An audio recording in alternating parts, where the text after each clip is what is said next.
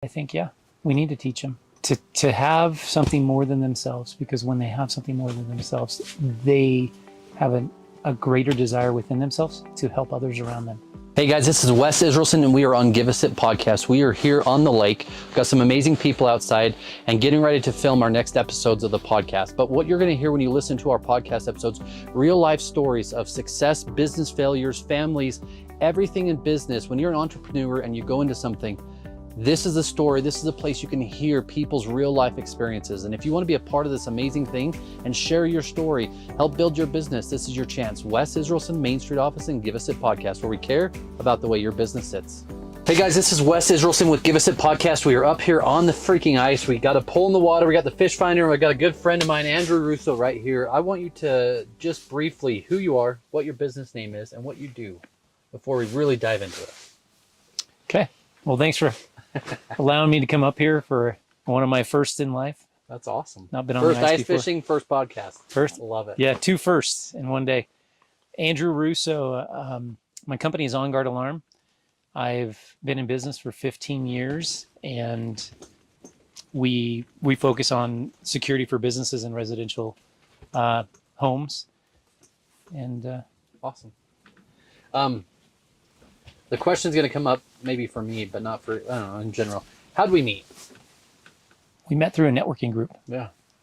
And that networking group is called? BNI.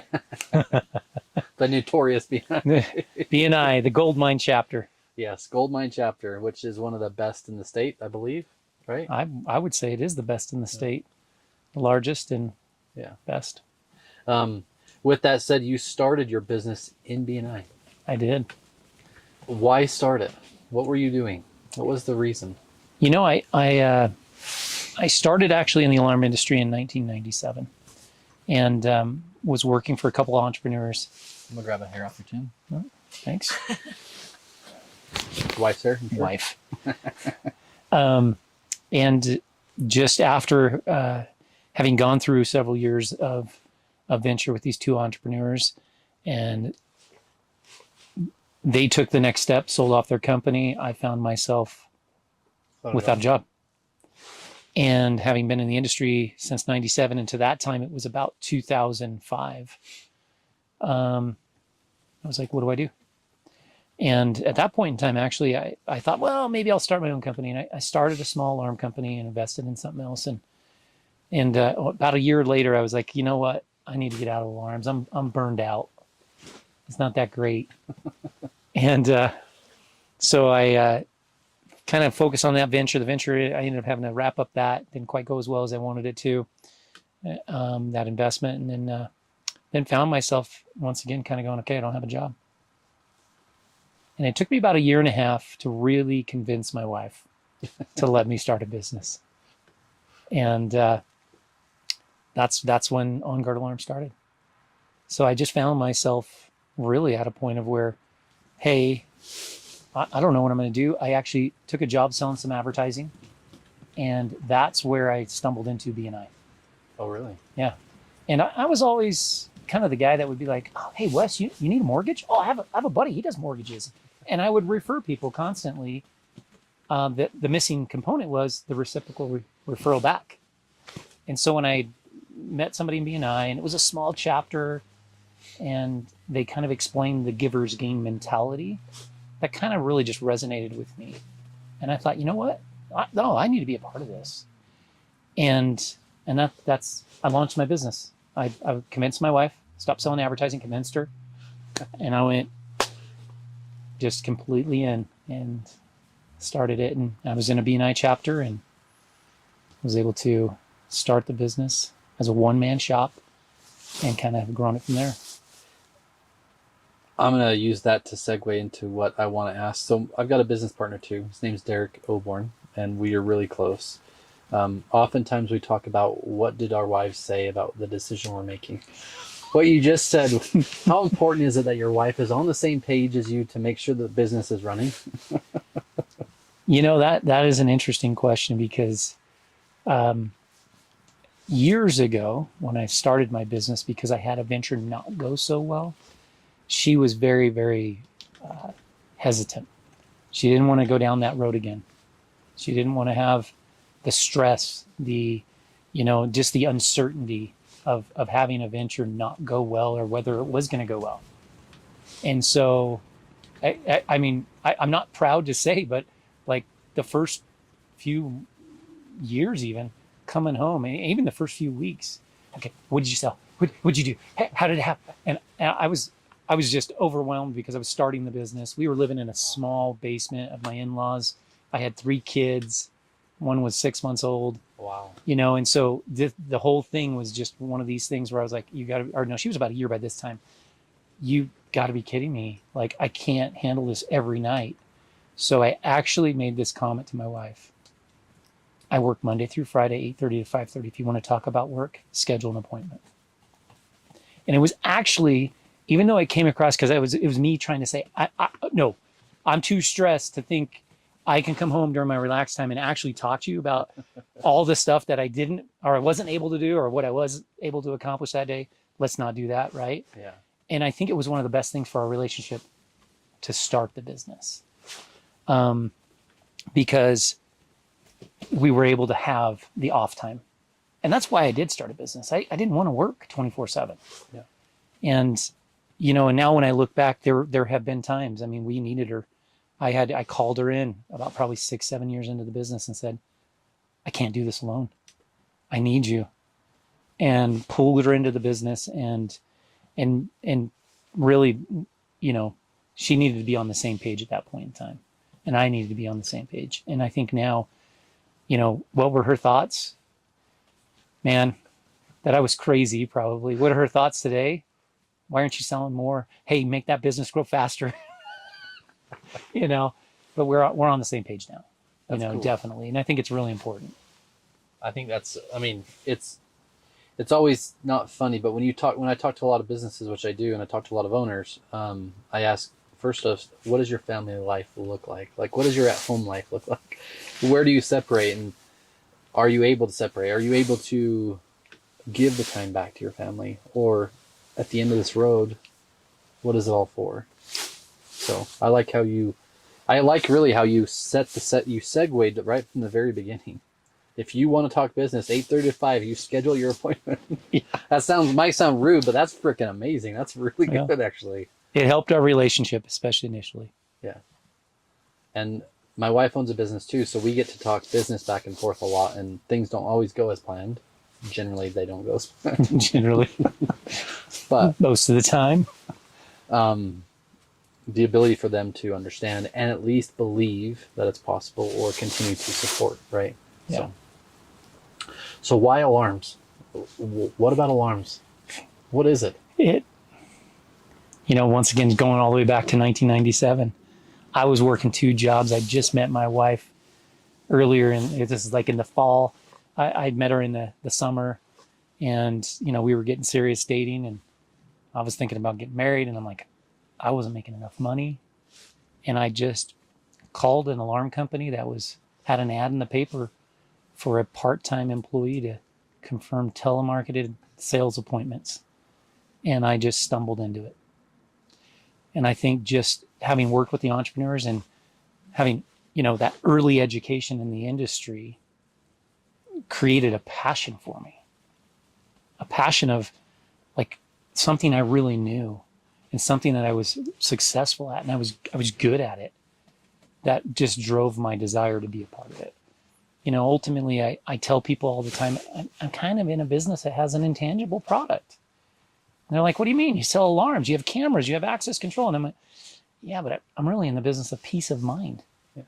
Right? Like, I can't really sell it. I can use products to help deliver it, but I can't really sell it. So every situation is slightly different of why somebody needs it and how the products can help them achieve it. And so that portion of it, that intangible, is why I do it. That's why I really am passionate about it, because I can see that it helps people. Yeah. It's not like it's, changing lives tremendously, but I can see in instances where, they finally they've achieved it. They have peace of mind. That's good. Because it's a hard thing. There's so many things in the world that pull us in all different directions. And on that same note, like, unfortunately, sometimes it takes an awful thing such as someone breaking into a home or a business to make them have to get cameras or the security system or even access control, right? So Yeah. sometimes it takes something awful that the gift can be, now you understand what I mean when I say peace of mind. Because now, not only is it going to notify you, it's going to notify the cops. Now we'll catch the people potentially because we get camera footage, and and then we get to know who's actually accessing, coming in and out. Yeah. So I think it's great. Back to it, when someone, a small business owner or someone their own house, whatever, they own a commercial property. Yeah. Why should they do cameras? Other than what I just said, why should they do it? Access control cameras, or like, tell me how you would process or work with someone to understand why they really need this service. You know, that is an interesting thing. I'm in training my employees over the years. One of the things that I have to help them understand is it's not always about security, right? A lot of times they can be operational add-ons, things that can help a facility that has employees moving around a warehouse, for example. Yeah. Right? Is there an incident? Did an incident happen? Can it be recorded?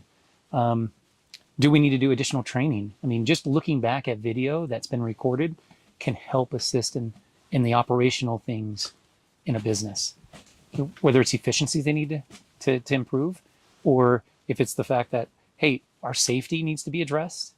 All of those things can be utilized from a camera that started as a security component, And so when I start to look at things, because everybody is different and their needs are different, those are the things that I start to try to find out, because nobody wants to buy something and not use it.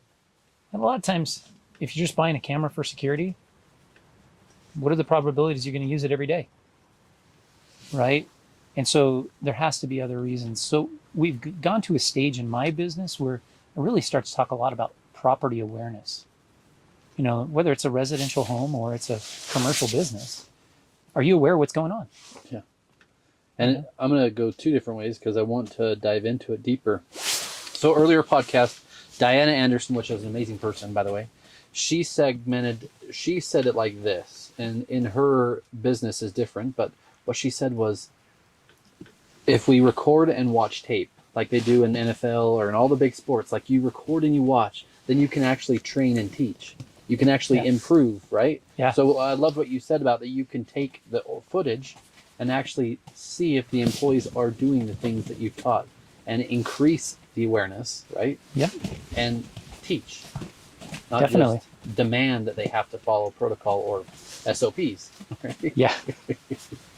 And some of those SOPs will keep them safe. Yeah. Right? They don't know that. They don't know that. They don't realize it. I mean, how many funny videos, not funny maybe, but a forklift tipping over because someone's lifting up or hit a door or something, right? I mean, in a business alone like ours, we have 30 employees, so I wish we could have cameras in trucks. I wish we could have this. Put them everywhere. Yeah. Right? Oh, man. Yeah. Yes. But at the same time, let's not put them everywhere. Please. I mean, where's all the data going to be stored and what? Well, anyway. Yeah. There's so much. I had an incident at my own office. This is, I'm going to say about 6 years ago. And I had a camera right outside my office. I parked right in front. And it was a rainy day. And I don't find myself at my office past like 5:30 a lot of days, unless it's meeting with a customer or coming back from a customer. But I jetted out and I forgot something. I went back to my office. I parked in front of it. And it was raining. And it was, I just got to grab this real quick. And I went in. And then I sat myself in my office. I answered an email. Then I answered another email. Then I started working. And about 8:30 I left. Well, I didn't pay attention to how I parked, and I was slightly over the line. I was one of those guys. It was right in front of my office. It's called long bed life, but yes, I agree. Craziest thing ever, though, is I'm like, I go out and there's a note on my window, and I'm looking at my truck, and it's keyed.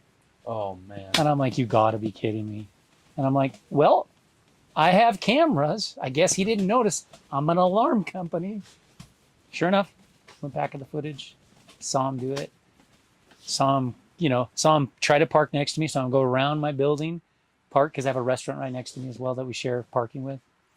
and, saw him park there, and then saw him back out within a minute, go back around front. I can kind of see him in his dash doing some stuff. Then he pulls out, and then I see him walking by, puts it right on my, And keys it. and then starts walking in front of my truck, and then reaches in his pocket, pulls out his keys, and walks right along the edge. And I'm like, you got to be kidding me. So you never know when you need them. And that was one of those instances when I needed them. And I was able to go all the way back to the point of where I got a license plate, everything that we needed to just turn it right over to the authorities. But, cameras can help in all different instances. So talk to me about the struggles. What struggles have you faced as a business owner over the last, you said 15 years? 15 years. Like AI alone, how much instrumentation or products have changed due to AI? Or Let me answer that one real quick. They're changing rapidly now. okay, So I'm seeing more changes now than you did in the past. than I did in the past. I mean, you take us a year ago, that's when AI was starting to really get introduced, even a year and a half ago. But now we're starting to see things evolve so quickly. Big trade show in March, into March, April. I'll probably see so much more out there with AI. So addressing that, that will change a lot of my industry. Yeah. I mean, I have a camera right now. I can set it up at somebody's office. They're concerned about somebody dumping stuff in their dumpster. Literally, the camera will say, "Hey, you in the gray jacket and black beanie, get away from the trash can. I see you." All AI. Wow. We call it AI deterrent. Wow. So kind of nobody has to be there. Nobody has to be watching it. But then a very strong voice comes across and kind of deters the person. That's what the goal is. Yeah. So sorry, that was the first part of your question. Okay. That's okay. What's a business challenge you faced? I think I probably sit in the same boat as a lot of entrepreneurs. So everything is what you're saying. Where do you want me to start? No, it's like you get over one hurdle and then you realize there's another. And I have to remember my own saying a lot of times. An obstacle is something that only appears when you take your eye off of a goal, right? And so every time I've looked in my business and seen that I've come to something that I felt was an obstacle, it's only because I've taken my eyes off that end goal. Whether that end goal was X amount of revenue for the month or for the year, or adding additional employees. But I'd have to say one of my major, just like, wow. And I think I've grown the most in it, but yet was the most challenging was how to find, recruit, and maintain great employees. And that is still a challenge. It's still a challenge. I have a really great team with me right now, and as they are with me longer, that challenge is becoming more difficult. It's like, what do I need to do to still motivate them, inspire them, and, let the company continue to grow under their watch? And that's a hard thing. Handing those things over, hiring the right people, those, I can find all kinds of other challenges. I've had things pop up. Yeah. But I'd have to say that's probably for me been the hardest, really. But I've seen it be like, I remember the first few years I was on my own. I was doing it. I'm like, yes, this is awesome. Increased my pay a little bit. But it was still me. And I hired one guy from September to December, and my revenues jumped $30,000, right? Because I was still that small. It was like I did, 75,000 my first year, 150 the second year, 160 the third year. I thought, well, okay, I guess I'm not going to do anything. 190 the fourth year, and I'm like, the key was employees. So here was my first encounter of like, I needed to add people because it helped me grow. And then also the encounter of, well, how do I inspire them? How do I manage them? How do I recruit them and be able to keep them, right? And my business has grown because of that, because of the people. Yeah. And I haven't always made I haven't been the best manager. I haven't made the best choices in hiring people, but I felt like I've turned a corner and I'm trying. I feel like as a business owner, people think that that you know everything, that you know all the answers. You should answer every question that they ever give you the right way, the best way possible. Hold on, let me get into my book of correct answers as an employer. Right? I mean, I wish there was a book. Right? Well, even then, it would be outdated, like AI is probably going to do in some ways, right? But everyone's experience is different. Everyone's passion is different. Everyone's fuel or drives are different, right? And getting them to align, kind of building that culture with an alignment to who they are, but who they want to be also can be a big thing. We've got a lot of great employees. We haven't always made the best decisions. PTO is still a hard thing at times, right? There's certain things that are hard, but you live and you learn. Something you said that I wanted to touch on is if you take your eye off the goal and you see the obstacle, you focus on the obstacle. So what I want to relate it to is if you've ever snowmobiled, which I think you have. I have. If you're ever out in the mountain really snowmobiling and you take your eye off of the path of where you want to go and you see the tree, you ultimately hit the tree. So ultimately, if you take your eye off your goal, your business, and you see the obstacle, you're going to hyper focus on this obstacle, and then all of a sudden you're going to drive right towards it. You are. What you focus on grows, right? What you focus on attracts. Someone's starting a business today. What would you tell them? Go all in. Don't hold back. Leave no doubt. Leave no doubt. There's too many times that, I think people, they doubt themselves and they do it halfway and they feel like they didn't succeed because in every business, I think it's hard initially. I really do. I mean, I bootstrapped it and really made it work, but I had no other option is what I saw. So that's why I went all in. But I've seen too many people close doors, wrap up shop, and all they needed was just to maybe give it a little bit more. Look like from the outside, you never know from the inside. I mean, what somebody's really going through. But I would say go all in. If you're going to start the business, go all in. I mean, I could say a lot of other things.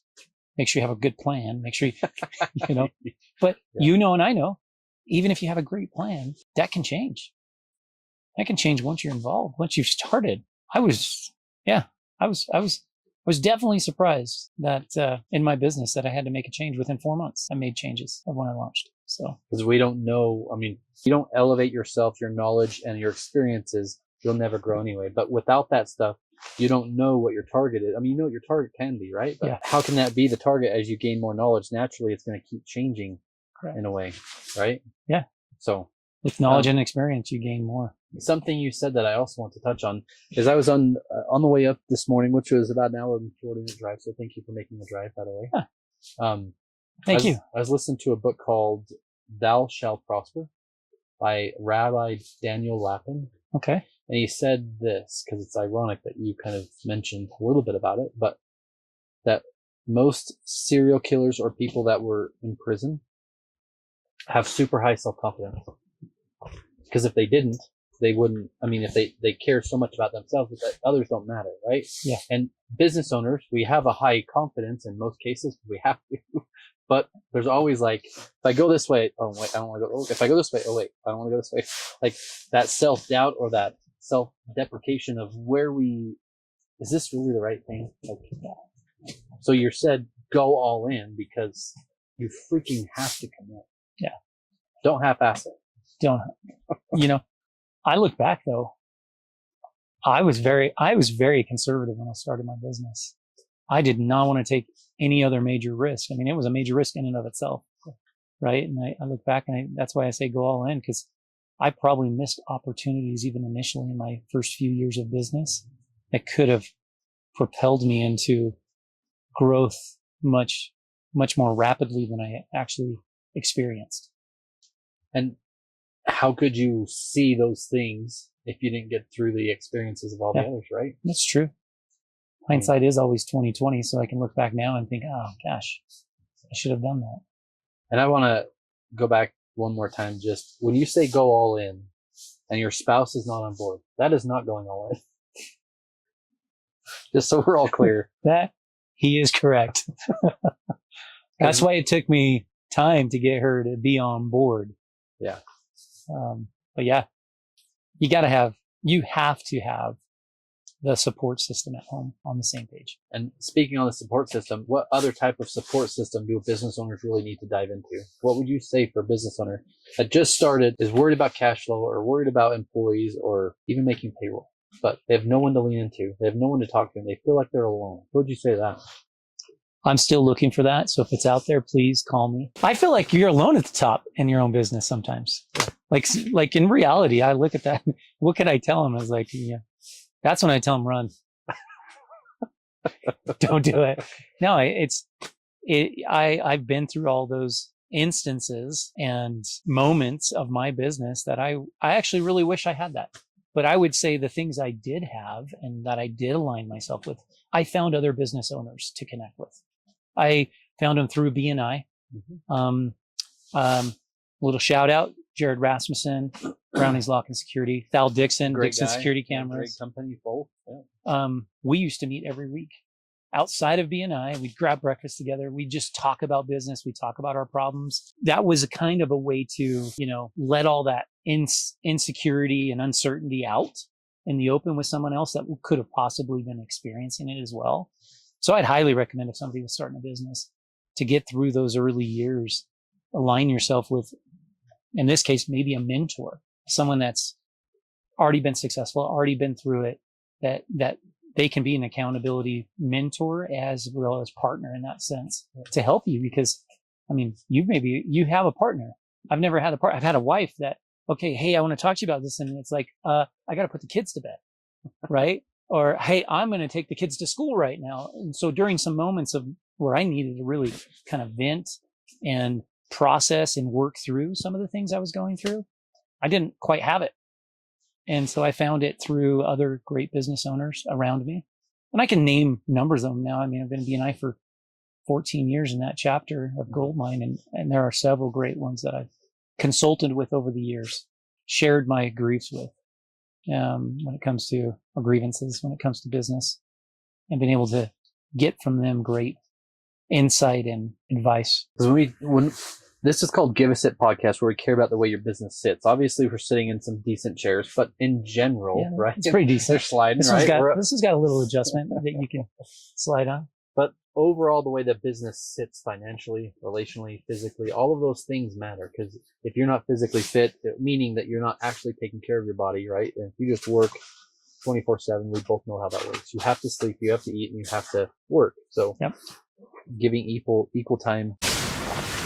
And as we continue to just talk more about life, business, and everything, the struggles of a business owner are real. Like, back to what we were talking about, finding some sort of network, like you three, which are all great men, all great businesses from what I've known.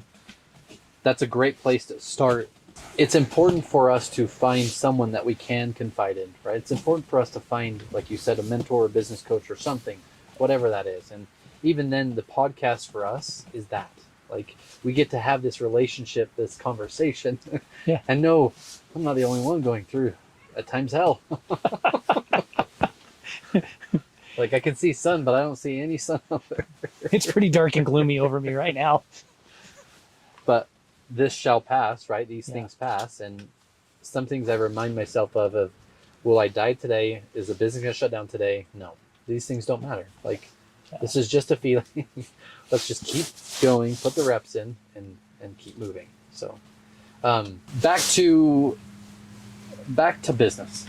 So your inner passion for helping people. Yeah. Like, how old are your kids now? So I have 3 kids. Okay. My oldest is 22. He's engaged to be married in June this year. That's awesome. Yeah. We're excited. Amy's a great gal for him, and AJ's ready for that stage of life, even though he's young. And then my second oldest he's 20, and he's currently serving an LDS mission in Guayaquil, Ecuador. Oh, wow. Yeah. And he's learning a lot about life, what the real world's really about, what poverty really is. Yeah. And I think it's been a really great learning experience for him. And then I have a daughter who's 17 in 2 weeks.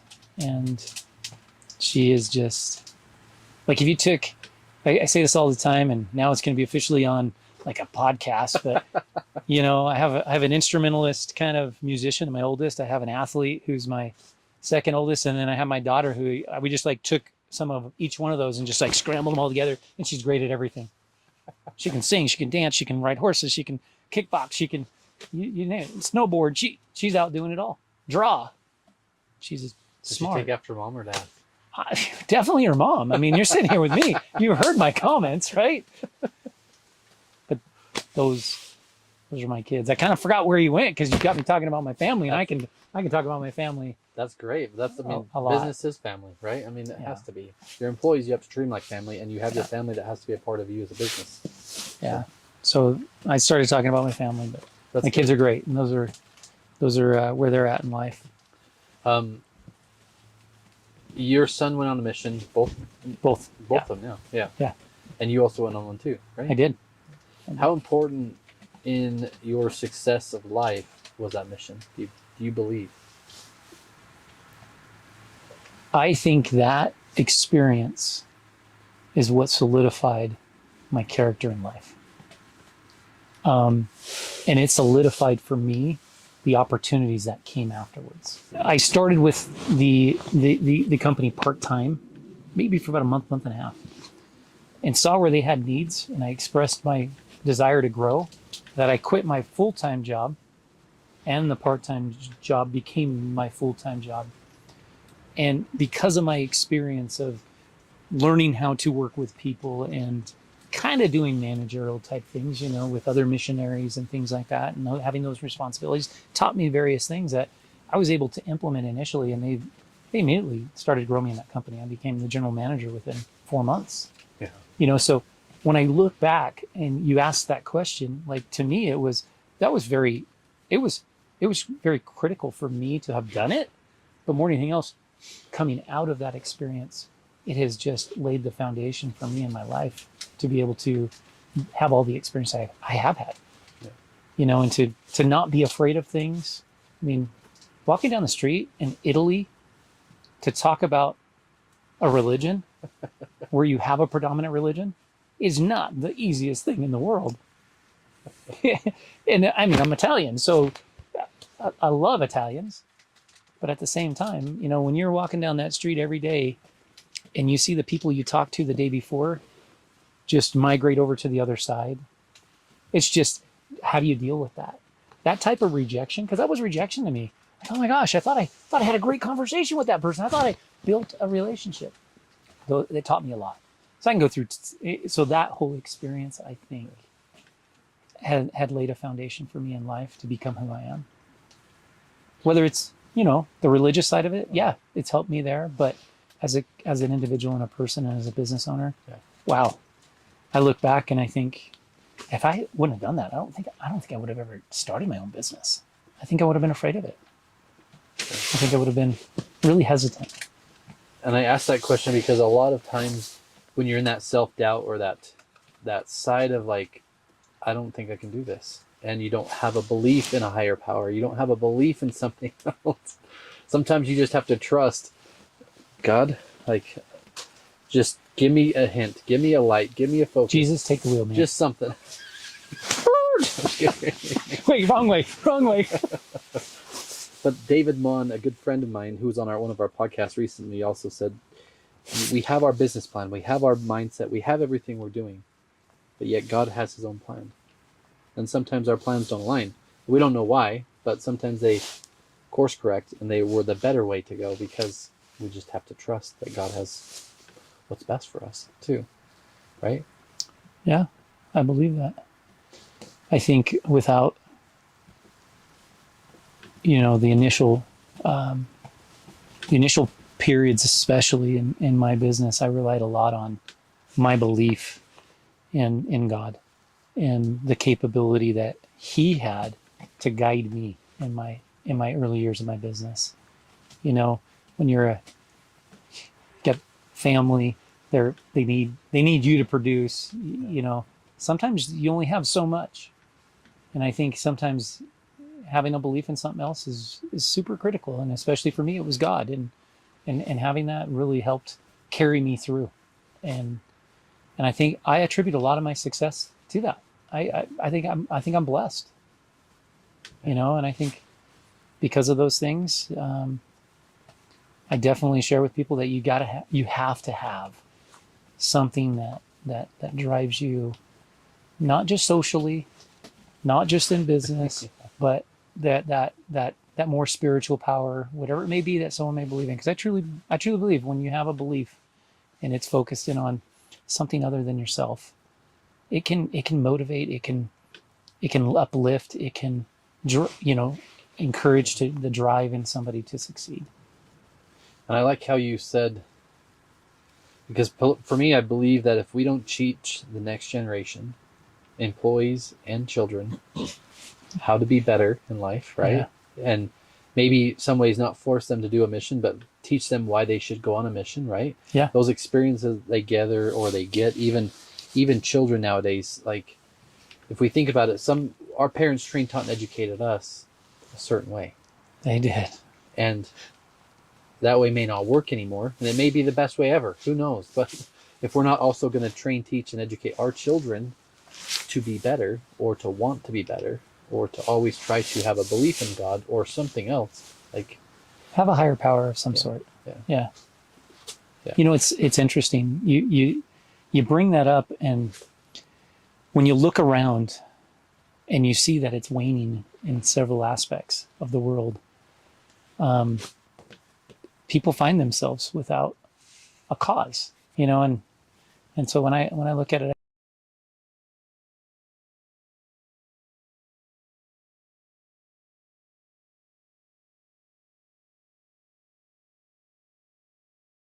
and uplift others, when I used to say to my kids, man, if you see that kid just sitting over all by himself, eating lunch, go over, say hi to him. Yeah. You don't know what's going on in their life. And I think that same thing. How many times do we do that in life and business? How many times have you looked around a room of business owners and seen on their face that they were going through something? A lot. And taken the moment to go over and say, how are you? How's it going, man? I feel like if I were to say for me, like I don't know if it's a deep inner drive to help people or always, it's almost like I want to solve the problem all the time, which is a bad thing at times. But I'll feel that way. And if I see someone I feel that way, I've told myself all in, because my coach used to say all in. You have to say all in, commit and go. So if I see it, I'll usually go say something. Yeah. If I feel it, I will text somebody randomly. And every time I've done it, they're like, you had no idea what that means to me. It's powerful, isn't it? Oh yeah. It gives me chills talking about it right now. I agree with you, man. But that's what we need to be teaching. Yes. Our employees, our children, this next generation. Because we never know. I just had a conversation yesterday with somebody. You just never know what's going on in somebody's life. You got a fish? Yeah. Oh. That was a real pro. Now, we just witnessed him going for a fish. And I thought National Geographic was awesome. Right? Yeah. Like, if they understood that just even those small things in life and just taking a moment, because we don't know what's going on in their lives. And just when you see it weighing heavily on their faces, reaching out and seeing what we can do. And it's amazing because if you take that approach with children, right, or you get the children to take that same approach, it's amazing, like powerful, and it does something even bigger. It multiplies. It does, because it's a feeling inside that changes the way you feel, and therefore gives. Let's say it releases oxytocin or something in your brain that gets you to want to have that experience again. But like you said, those three people, you, Thal, and Jared, in a business room or in a breakfast, wherever you guys were meeting. Yeah. All of you believe in God? We do. Yeah. And when I found business groups and I'm finding all these things that I'm looking for, guess what? They all have a belief in a higher power. Yeah. I'm like, man, I wasn't raised with that. Not that my parents didn't do a bad job, but the last thing my dad said, not to go dark, but Dad, we're all losing you. And he says, you don't realize I lose everything. But he didn't have any belief in everything. Wow. So there's no belief that he'll see family again. There's no belief that he'll have any sort of after experience of life or anything. It was just dark and done. And from that day forward and through the coaching and with my wife, my goddess, I believe in what you said. I believe that the children matter.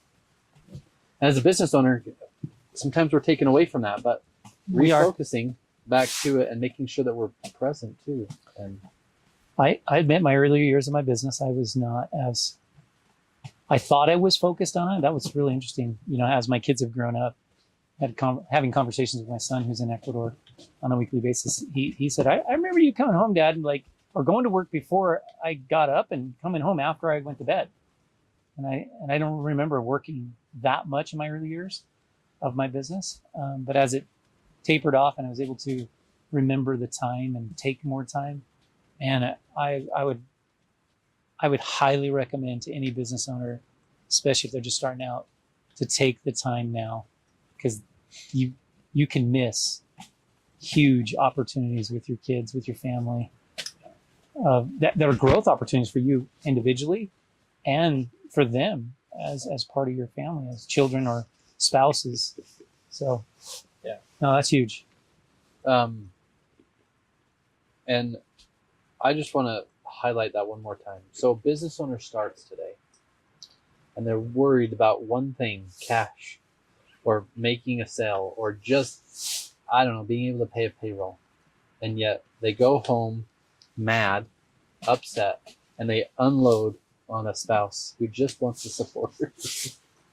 Or maybe say it's a baby. Yeah.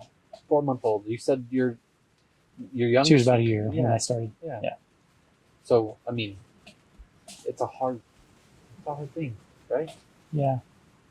But I think you get better as you find people to be around and be able to talk to other businesses or business owners or people. And also, like you said from the very beginning, if you're all in, just be all in. Every day, wake up all in. Mindset, all in. All in, man. I like that. All in. The mindset. What's a daily routine for you look like? Do you have a daily regimen, daily routine, or anything like that?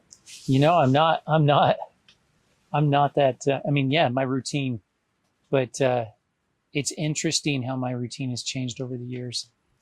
I dedicated so much to the entrepreneurs that I was working with that my routine became more of how can I spend more time with my family? And I even just said, like, I thought I was spending as much time as I could in the early years of my business, and I wasn't. Yeah. But my routines have become more of like, I don't have those set ones where I'm thinking about my day and what's going on. Once I get to my office is when I start to hit those routines. The earlier in the mornings, like I'll work out a couple times a week. To me, that's really important. I've worked out more in the past, but as I'm getting older and aging, injuries there more frequently. And so I'm trying to taper off that. So it's interesting to make that transition, because I was every morning going and going and going.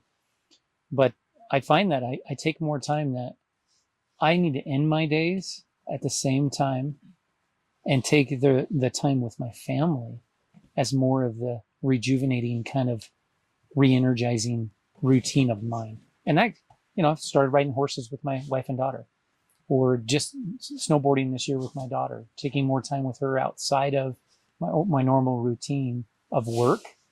I'm seeing has more of an effect on me in my business, because, like, for example, I have responsibilities in church, and I was at a meeting late last night till 9:30, and to me, it's like I couldn't shut down.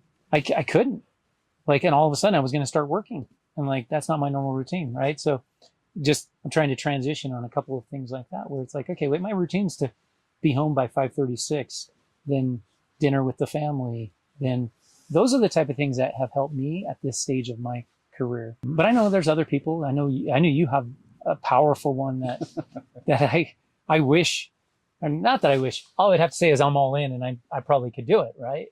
But you have a great, way of starting your day, and I'd love to hear it. But you've probably shared it 1,000 times on your podcast now. I don't think we've ever shared it, actually. I would love to hear it because it's powerful, and I know when I have talked to you about it, it's made me think, okay, how can I get some refocus in my life? Truth be told, I can't take credit for my morning routine. I can take credit for the consistency and the action toward it, right? Fish is coming right back up again. Really? Yeah. That's crazy. I hope you're lucky enough to catch one. I hope so. But your consistency? The consistency side of the daily focus. So daily focus for me looks like CSCs, which are called conscious self-creations of who I believe I am future tense. So I am a man of God and I pray for others. I'm a connector of talent and power. I'm an architect of my own life, my heart, and my business, right? Those are some of the things I say. My goddess is my superpower. There's a number of things I say, right? Yeah. But those have elaborated over the years, I should say, and they've only gotten more pronounced into conscious self-creation is about who you believe you are, future tense. So the coaching groups, Setemanali and his team were amazing to go through this program that got me to think differently, such as what we're talking about now. Like the children, what are you doing for your wife? What are you doing for your children? Are you all in? Are you really all in? Really, yeah. And when you don't know, you're not. When you know, it's simple. So Right? true. There's a fish down there that we're trying to catch, just so we're all clear on what's going on over here. But I go into my top 10, which is kind of the top 10 things I want to change or do for business. So one of ours is our used furniture gross sales are 1.6 million this year. So that's our target, and that's what I say every day. So in my mind, it's here, sleeping, whether I'm awake or not, I'm thinking it. So then my actions start to align with it. And then I go for a grateful list. So that grateful list has everything that's in there that I'm grateful for, which the podcast is part of it, all the friends and people and family and different things in the life and business, right? And that's my to-do list, like a daily list. A daily list. So I have the things I have to do and the list I need to do. These are the things that have to get done no matter what. Rain comes, snow, whatever, doesn't matter. And then past that is my prayer list. I pray for multiple people. And there's a guy that's in the hospital waiting in the ICU for a heart transplant. There's multiple people like came home from a farewell and were hit by a drunk driver, and one can't walk, have the arm. I mean, it's a lot, right? Yeah. Not that my prayer is going to help, but It will. it's going to help. It will And it takes 12 minutes to record every day. Does it? 10, 12 minutes, whatever it is. But the thing that I've noticed that I really wanted to highlight, the reason I'm willing to go through it, is because my princesses, my daughters, go through theirs. They don't do it religiously, but I've watched them change. And the other morning last week, I was going through it on Friday, and my oldest, can I do mine in between yours? So I would say a CSC, I am the architect of my life, my heart, my business. And she said, I am pretty. I would say mine, she would say, I am beautiful. Or I am the best big sissy. I'm the best listener. Like, just getting them to think differently. And the actions that align with that are different when they do it. I think it's 365 days or 400 days straight. That you've been doing this. Yeah. Well, I mean, I've been doing it for 3 years, 2.5 years. But consistently every day, Wow. I cannot miss. And if I miss, then I've let myself down. Yeah. But that consistency is like put a different priority on what's most important. And it's also put a priority on back to my family that's most important. And then subconsciously and consciously align.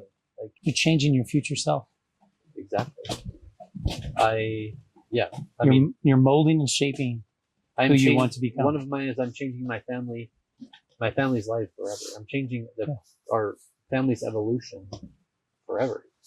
I am changing it in every aspect, in the spiritual, physical, relational, and the financial, all aspects, right? And everyone's different. Everyone has their own thing or their own idea, but you have to find what works. Just like in business, you can't follow your business plan 100%. No.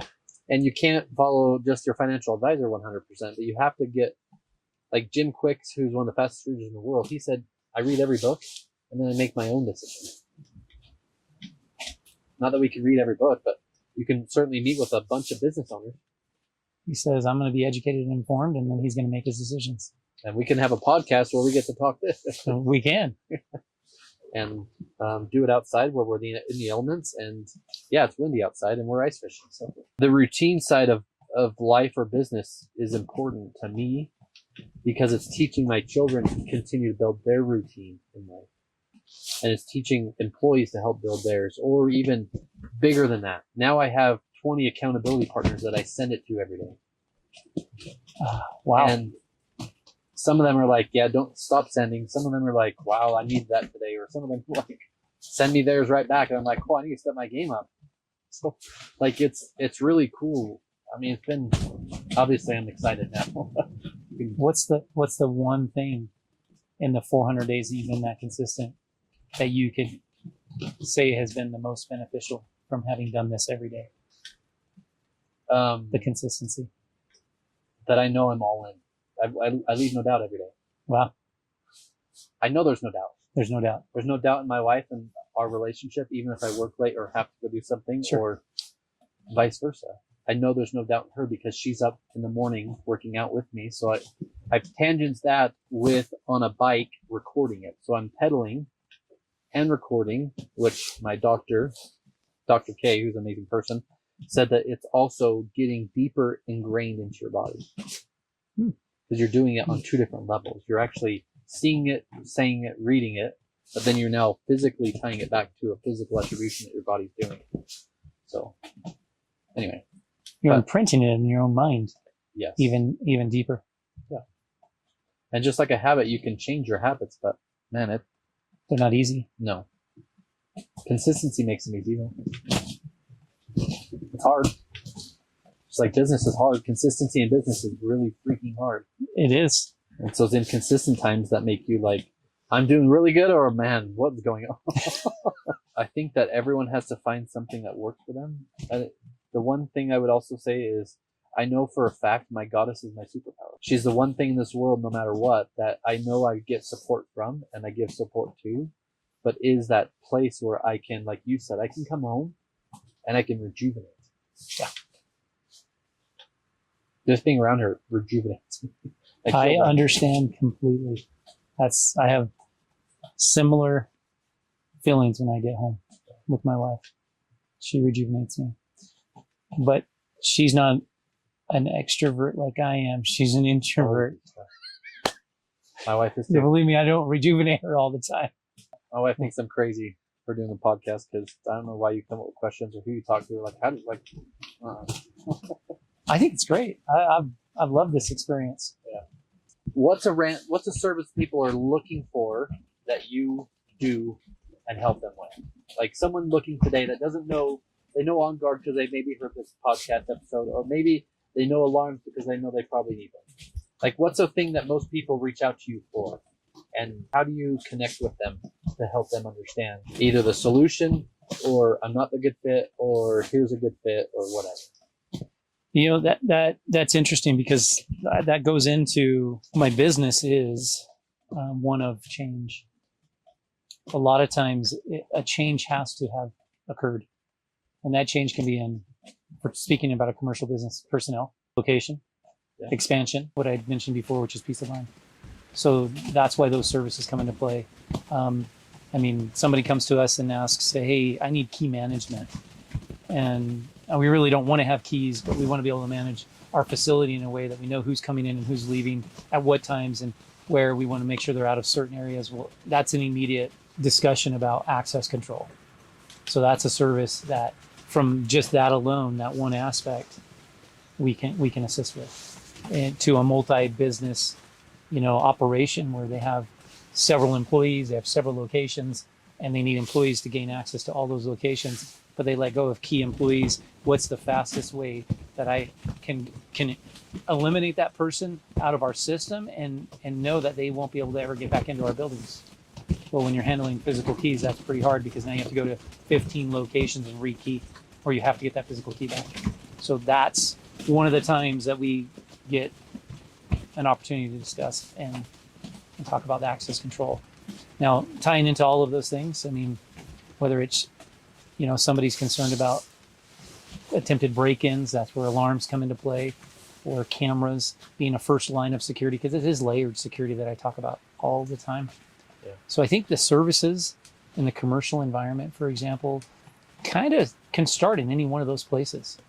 The attempted break-in, or a door that was left open, that drives two different discussions there between, I need an alarm system to tell me, hey, when it's armed, it'll tell me if a sensor's bypassed, meaning a door is open, or it'll tell me when it's possibly breached and the alarm goes off. So, our services really kind of start with delivering that, coming from discussions that might be because of a change in somebody's business, And say someone has, like you said, had a window broken, a door left open, or an old employee, ex-employee, excuse me, that has their own key.